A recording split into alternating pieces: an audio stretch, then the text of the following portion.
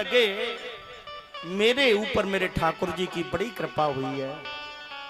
क्यों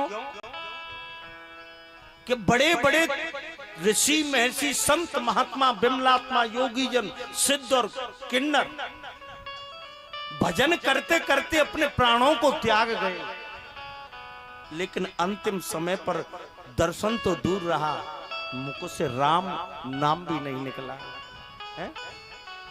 जन्म जन्म मुनि जतन कराहि, अंतरामो कहे आवत नाहि। मेरे ठाकुर की मेरे ऊपर बहुत बड़ी कृपा हुई है। मैं अपने कन्हैया के जाकर के स्वयं दर्शन करूंगा है? रात्रि को सो गए, प्रातःकाल हुआ, नित्य क्रिया करने के बाद स्नान संध्या वंदन किए।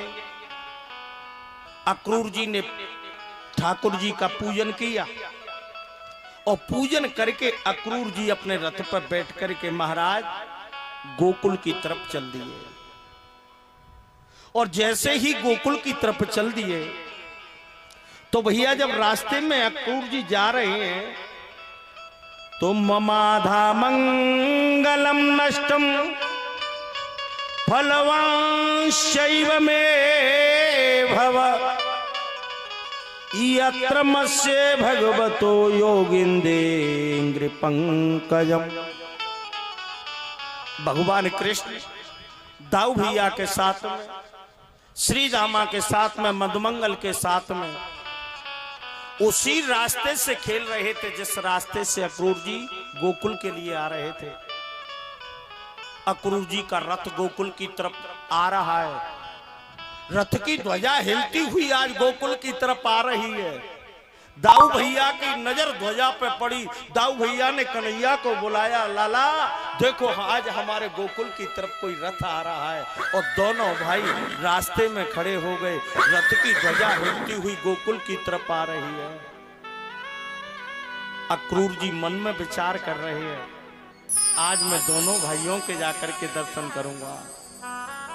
अक्रूर जी का रथ जैसे ही नजदीक आया तो दोनों भाई रास्ते में खड़े हुए हैं और जैसे ही दोनों भाइयों को दूरी से देखा तो स्थिति वही हो गई, कौन सी, जैसा कि बाबा रामायण में लिख रहे हैं कि दूरी से देखे दो भ्राता, दूरी से देखे दो भ्राता, दूरी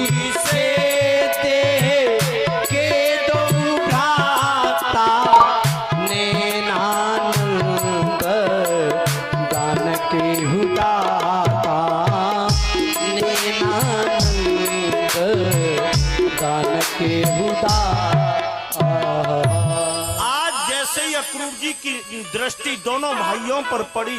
अब तो अक्रूर जी अपने पलकों से कहने लगे, भैया पलकों झपक मन जाना, मुझे प्रभु के दर्शन करने दो। आज दोनों भाइयों ने अक्रूर जी को देखा, दोनों भाई दौड़ करके रथ पर जाकर के बैठ गए और स्वागत करके अक्रूर जी को अपने महलों में ले आए। अक्रूर जी का स्वागत किया। स्वागत करने के बाद में शाम हो गई, महाराज सूर्य अस्त हो गया, सायंकाल की बेला। नंद बाबा अपने महल में आए, मैया यशोदा भोजन बना रही थी। अक्रूर जी ने तुरंत ही निमंत्रण पत्र का निकाल करके नंद बाबा को दे दिया।